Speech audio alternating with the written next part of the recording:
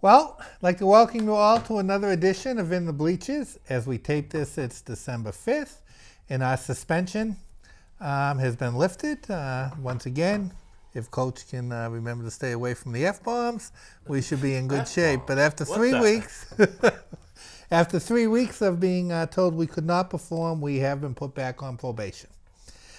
Is it double secret probation or just regular probation? We wish you guys would go away probation. Too bad. You're stuck with us. It's week 14.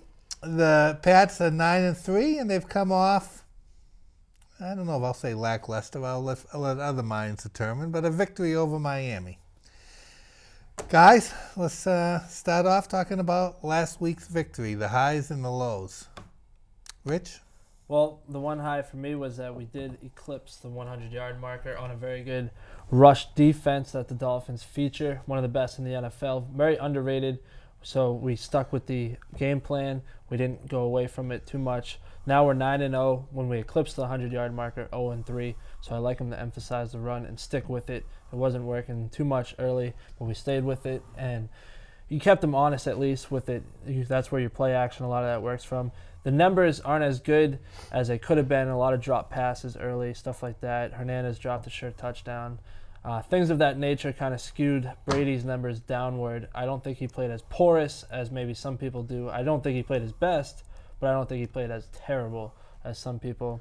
The defense played pretty well, you know. I mean, now we have a turnover in every game this season, so we kept that streak alive. So that's a plus. What about you, Coach? Yeah, I spot on all those points. And again, it's the Dolphins, right? So it's just the team you love to beat. I think when I was talking about, or I was asked, of course we weren't on TV, so I was asked off camera, what I thought about the game, and as much as I wanted to see them really beat them, which I thought overall, especially that first quarter, have you ever seen a team start and look so bad? I mean, they had the 3 and out, and then actually as they were punting the first time, the guy drops the ball, that gets messed up, and another 3 and out after. They were horrible. Oh, yeah. So you would think we would have been up big points, and we weren't. You know, so I guess, you know, on the downside, would like to see more points. But to your point, though, Rich, you know, how many did Hernandez drop? How many did Welker drop? You know, so you put those in there, maybe add more points. So I think we were able to get away with a lackluster performance, get downbeat a divisional opponent who's always hard to beat at home, no matter what their records are. And we come out of there, unfortunately, I was going to say unscathed, but scathed, I guess, with Edelman now looking like he's out for the season, Dave. So yeah, it appears that he is. But isn't that the good sign of a championship team, that you win games when you're not at your best? You're against a division foe. It's for the division, so you knew Miami was going to get up for the game. They played well. They've played us well over the years. Brady now is 6-5 against them all time. So, I mean, they're a team that perennially plays them tough, gives Brady hard times at times, and I think that that's a sign of a good to a great team when you can win games when you're not at 100 your A game. Yeah, no question. And again, as Teddy Bruschi was saying, just a note on Teddy Bruschi, is he the greatest thing on ESPN or what? I mean, you know, whatever the guy is going to do in his life, he's going to excel at. But I think he's just, you know, one of the best commentators that they actually just feature him now in his own section. And as he called it, it's a shirt and hat game. So although they didn't make a big deal about it, as you know, all the other teams that I saw that had clinched, you know, kind of had champagne in the locker room and whatnot. Pat's very businesslike about their shirts and hats, folded them up, put them away in the case, and move on to the next week. But I don't know, Dave, what did you think about the game? Well, this isn't a shot at Tom Brady. Again, you know, what I hate about is the world we live in. You say something about someone and it's all personal. I thought it was for Tom Brady. Yep. For Tom Brady, I thought it was one of the worst games of the year. The first half, he just seemed, I mean, when he was missing it sometimes, he was missing by 20 yards. He just didn't seem sharp. Once again, in the second half, he came up when he had to.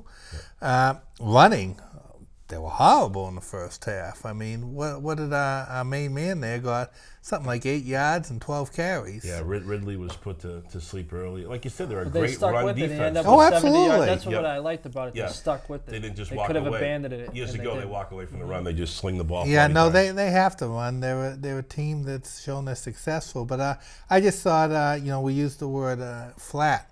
I thought they came out very flat. Yeah. And as my old buddy Mike Malzone, who is in the Bleachers Hall of Fame, stated. Ring of Horror, I believe. Yeah.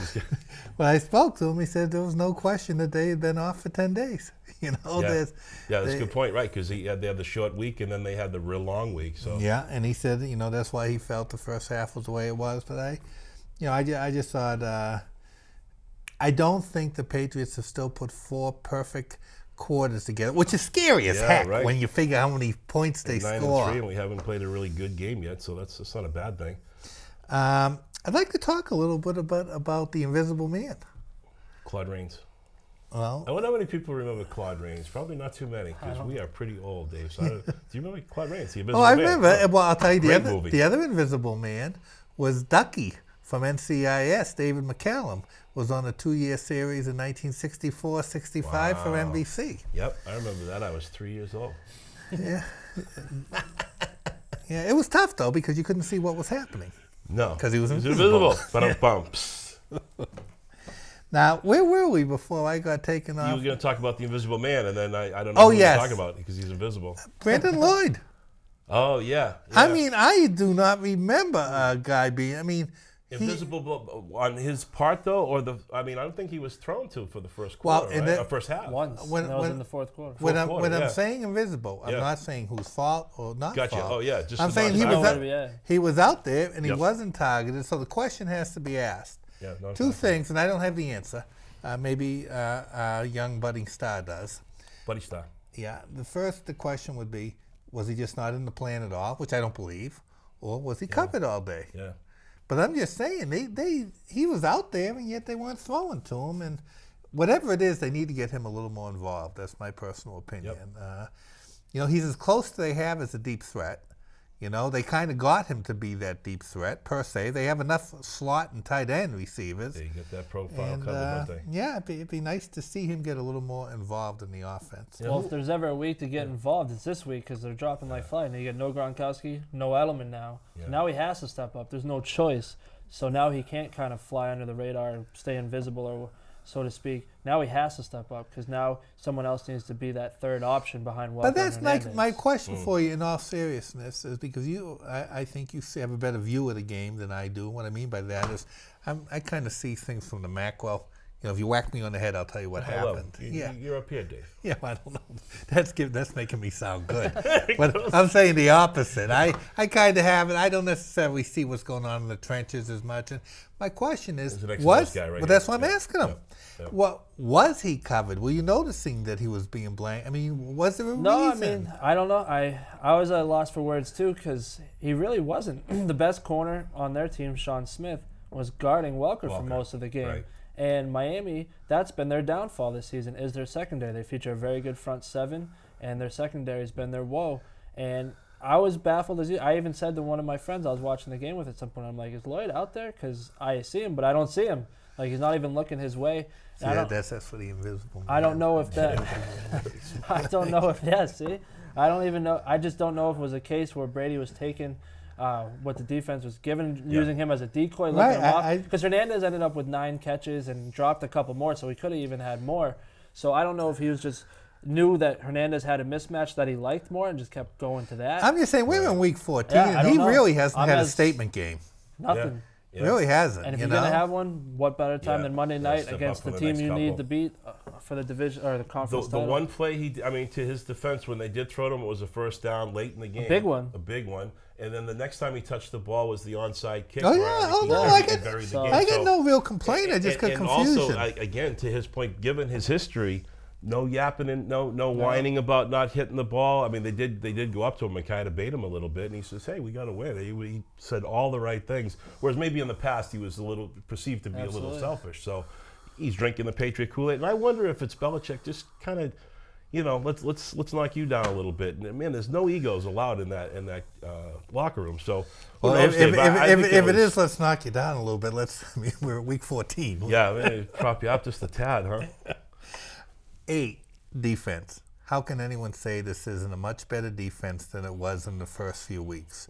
We didn't have Chandler Jones out there, and yet his replacement stepped up. Trevor Scott, 2 sacks, right? Yeah, 2. Yeah, the defensive back. The new guy, Talib, I think he's doing well. It does seem like, again, they highlight you. There's one screw up on communication. They highlight that. Can we drill down on that a little bit? Yes. Because we were talking about that earlier. The one play that he did kind of get burnt on, and I don't even know if that was a completion on that play, But at one point, he released the runner for a post pad, and he had cut inside. And traditionally, if you got outside containment, which he had, you release that to the safety, then you see who's coming in the flat. As he released, he realized there was no safety to release to, so he kind of did a double up, and he run down, and fortunately, there was a... Yeah, they overthrew it or something. He overthrew it, or hit him in the hand, burn. he didn't get it, Yeah. but he turned around, and then he was starting to look for the safety to say, Right, what's Gregory. going on? Yep. And, you know, I guess you can look at it two ways. One is that the Patriot way where you kind of, not call it out, I mean, but definitely, you know, talking to, in an animated way to one of your teammates, versus I liked it. Because unless there's accountability in that secondary, we're going to be doomed to having this, you know, at the end. I was still worried, man. I mean, you know, we should have had a clear, easy victory. And it come down to, like, you know, a squeeze out, tap out at the end. And with that said, though, it shows that it's all relative because he wasn't doing a John Lackey. If you guys, I mean, John Lackey is famous for if an outfielder makes a mistake behind him or something. Oh, yes. You know, he kind of, I thought it was more like, throws up the arms. And yeah, but I thought with Talib, it was more like, what happened here? How do we stop this from happening again? You know, I didn't think it was total craziness. You know? I like the communication because they got to be on the same page to make sure it doesn't happen again. Yeah. I'd rather have them do that than walk away and pout in the corner or something. I feel a lot better since they signed him or since he got on the field. And Gregory stepping up. And I feel, and Chung being played less. And who's the guy that had the Ariel? Arrington? Yeah, he seems to be played more in spots. Yeah. And I think he's doing better with that. In the nickel, I think. He's been playing a lot in the slot. And I think that's what he's best suited for because Talib allows him to slide in. And the rookie Dennard has been playing pretty well on the outside. And Arrington's been hitting people. I don't know if you guys have noticed. I have. Every week, he seems to make a jaw-jarring hit. And he's been hitting people. And he likes that slot because he likes to jam guys and play that type of coverage. So he's much better suited for the slot. And he's playing well in it. He's getting situational play, like to your point, and that's I think that allows him to shine better than being in every down back. So. And I thought Dante Hightower has showed up again after being missing for a little bit. I'm just saying he was out. How many tackles he have? I mean, I know Mayo had a great game. He had a big sack. Spikes had another solid game. You know, but again, there's a whole bunch of Florida kids coming home, and like Wolfuck looked like he was just back home in his backyard. You know. But I feel a lot more comfortable with our defensive backfield. Again, we'll find out against Schaub. Yep. Yeah. We'll find out. Speaking of Schaub, what do you think of the game coming up? Well, my 2 cents is. Oh, you want? I think it's one of the Fab Four. Yeah, it is one of the. If we can digress. Okay. All right. Digress. Okay, so we got that, and guys, let's spend a little bit talking about the AFC and NFC playoff picture. It looks like in the AFC, the division winners, if they haven't clinched, they've been ordained. I mean, Houston, I think, is the only one that hasn't mathematically clinched because the Indianapolis is doing so well. Yeah, and they get the best record, too, so that's a tight race. But who do you think is going to, right now, if you had to pick 3 wild cards, it would be either Pittsburgh, Cincinnati. 2 wild cards. You get, I meant 2 out of 3. I apologize. So you figure, I mean, looks like Indy's going to be one of them, right? Right, well, what I was going to say is the 3 that I was going to touch base on before I got corrected by my young friend was Cincinnati, Indianapolis, and Pittsburgh, and who you guys think is going to come out of the 2? 3 teams jockeying for 2 spots. Yeah, pretty much, right? I mean, and I pray that the Jets, who have a tomato can schedule, don't all of a sudden end up doing something stupid. Well, I mean, that's what you were going to ask who I like in the wild card, and you watch. Strange things happen in this league, David. And it wouldn't surprise me if somehow, because I looked at the rest, and you're right. They play Jaguars. They play. They get crazy. It's a pretty pathetic schedule. So for the next 3 games, they could if they win out, or they come out at 8-7, right? Yeah.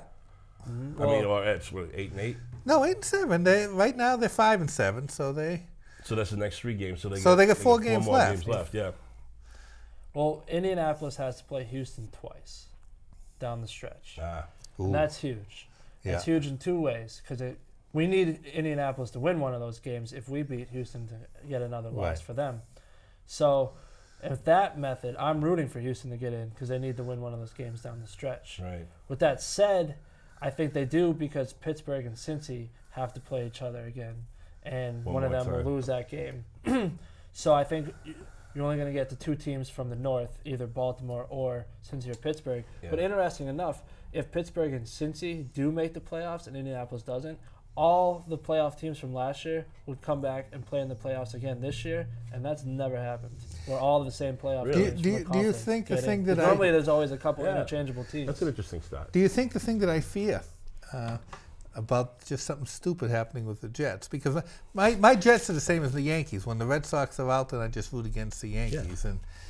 And I mean, they have a terrible team, and they wouldn't do anything in the playoffs. But boy, I'm really hoping this is the year Ryan gets fired. How can he not? I mean, really, how can he not get fired? Well, we'll see what happens. I mean, Yeah, this whole thing was him picking Sanchez again. Another interesting. Yeah, just right. The Colts could play the Broncos in the first round, and how interesting would that be to have Manning versus Luck? Peyton going up against. Hey, I got a quick question for you, gentlemen. What's up? Every time I look at the seeding, so I have to believe they're correct, I see right now the Patriots seeded 2. Makes no sense to me because I always thought the first tiebreaker was head-on competition. There's 3 teams tied at 9-3, and we beat Denver and Baltimore beat us. So by that you go to the default, which is conference record, and we have a better AFC record than them. Is that the reasoning then? They go to conference record. So, if it's like that. So if it ends up being us and Baltimore tied, then Baltimore would win the tiebreaker. I'm not sure. I have to double check this. Baltimore plays Denver next week. And if Baltimore beats Denver, they would have head-to-head on both of us. So I don't know if it goes to that because they beat both of us, or if it still is conference record. But right now we're 2 because we have a better AFC record. Right, right. But left at that until it does run out, and then it does go head-to-head, would override anything, right? Yep. So beating Denver was good, and losing to Baltimore, hopefully doesn't come back to hurt us. But like you said, they're playing. They get Houston one more time, or who's Baltimore playing the rest of the Baltimore's got a tough schedule. They're in Washington this week. Yep. Then they're home against Denver, and then again another easy one. So good. All right. So no, their schedule's tough down the stretch. They might even have Cincinnati one more time, who's knocking on the door too. Who definitely needs the game. So yeah. Okay, guys, I'm going to skip over the NFC. We'll touch them another day. Yeah, let's. But I'd like to just take a second and talk about the quarterback controversy, the 3 going on, and. Me and Rich, that's it, right? Phil. Correct. Rich. We had touched base. Just call me sir. Sir works. Sir works. We had touched base before the show, and long story short, the thing, losing a job when you're injured, the fact is these coaches are paid based on winning and making the decision. Yep. And if we have a case like Brady and Bledsoe or Kaepernick and Smith, the fact is, and when it's all said and done, we can talk all day long here, and Glenn Ordway can talk all day long, and Stephen A. Smith can talk all day long, and they will, and we will. Yep. But they got to do what they think gives them the best chance of winning. And the thing to say, well, you can't lose your job if you get injured, I don't believe that works that way. I believe you are paying him to pick, and we may say, well, he was great. He was. What was he? It's like 17 out of 18 his last time, or whatever. It was crazy. The fact of the matter is, the day you tell that guy that he can't pick who he thinks is going to win, then how can you hold him responsible? You can't. You've given him an out. Yeah. I definitely believe in that too. You should play the best guy for the job. You should be able to lose a job for injury, especially if the guy that takes over your spot is excelling in the situation that he's been put in.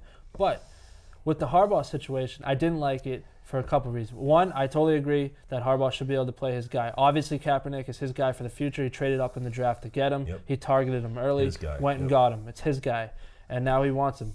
Well, they're 0-1 since this past week. Well, they beat the one before, but since they announced it officially that he's the starter, he's 0-1.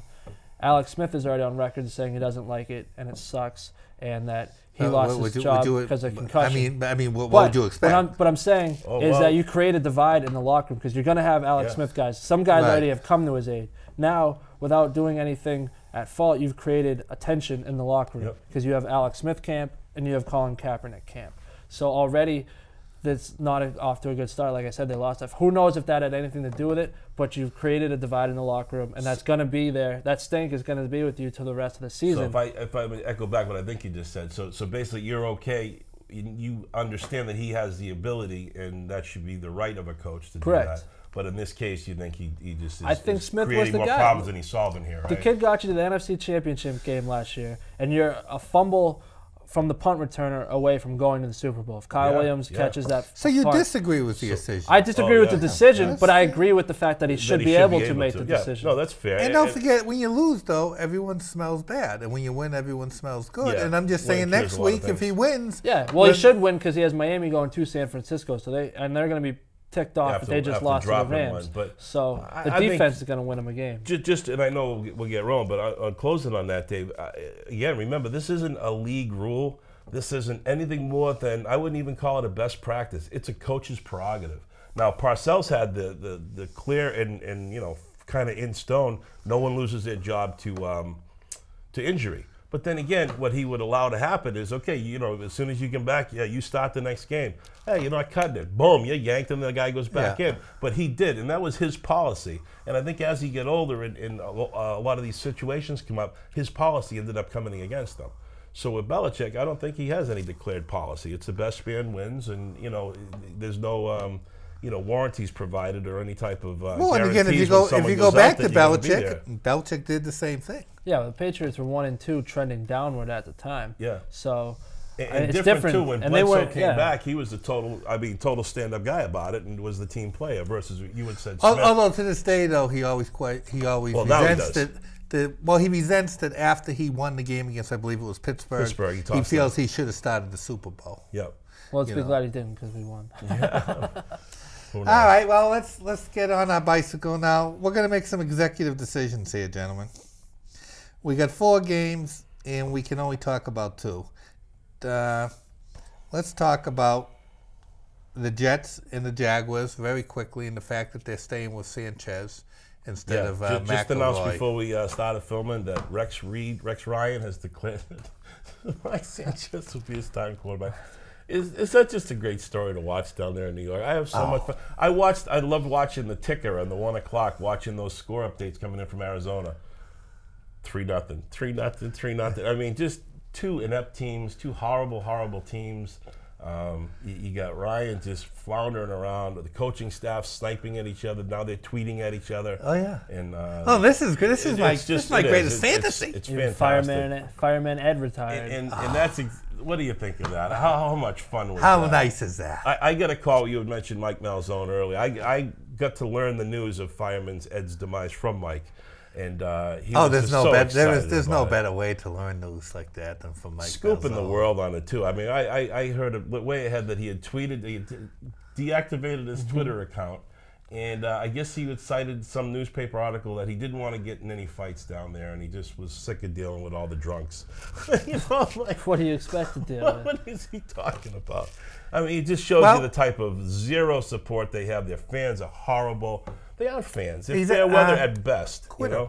He's a quitter. Their number 1 fan is a quitter. He's a quitter and a coward because he's afraid to fight. Yeah. So he's a quitter and a coward. Fled for the hills. And he took off. And he's I just can't wait for that whole thing to unfold. That is fantastic. Okay, guys.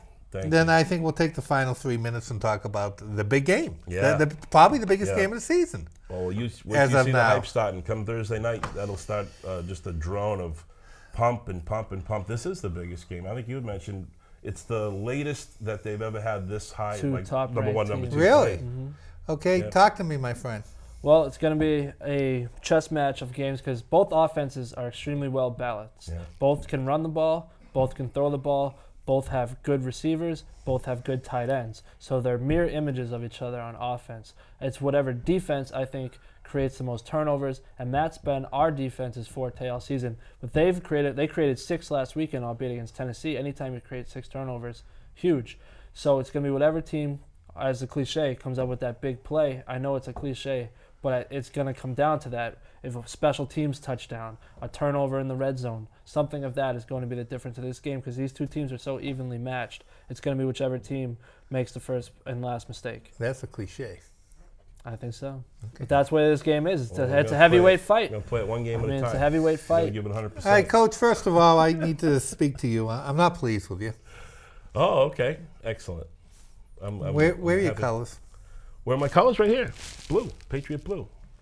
If you could, you can't see my underwear from here, but also I'm wearing. I'll check that out. I'll check that out after the show. Okay. We changed. Normally I'm in the professional attire. This time I decided to wear the beautiful jacket. That is a nice jacket. Beautiful jacket. Patches. That is nice. I just hope it becomes obsolete after this year, and I hope you take that the right way. Well, no, I'm going to add the patch. There's room for it. Oh yeah, more there because that's absolutely going to happen this year. But also with the game, I just want to throw it out there. If you don't know the name, you're going to know the name J.J. Watt. By the end of it. Yeah. He's an absolute monster on the defensive line. Maybe the favorite for defensive MVP on Houston. Probably he's going to be offensive line's biggest challenge. Oh, he's any offensive line. He's an animal. He's going to be the invisible man.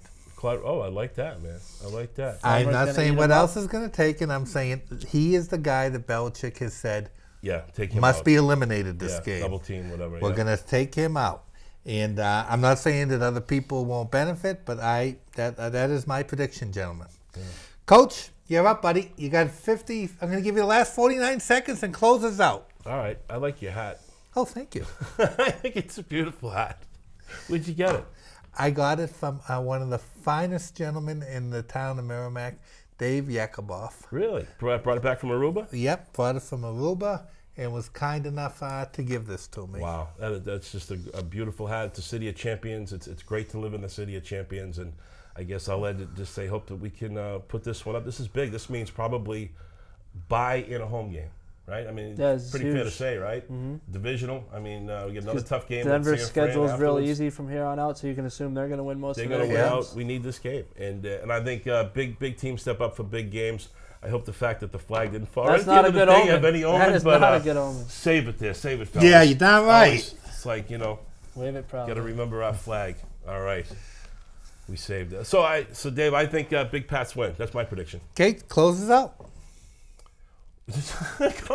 Patriots win by a field goal. Patriots win by a field goal. I'll take that gladly. Patriots in overtime. All right. There we go.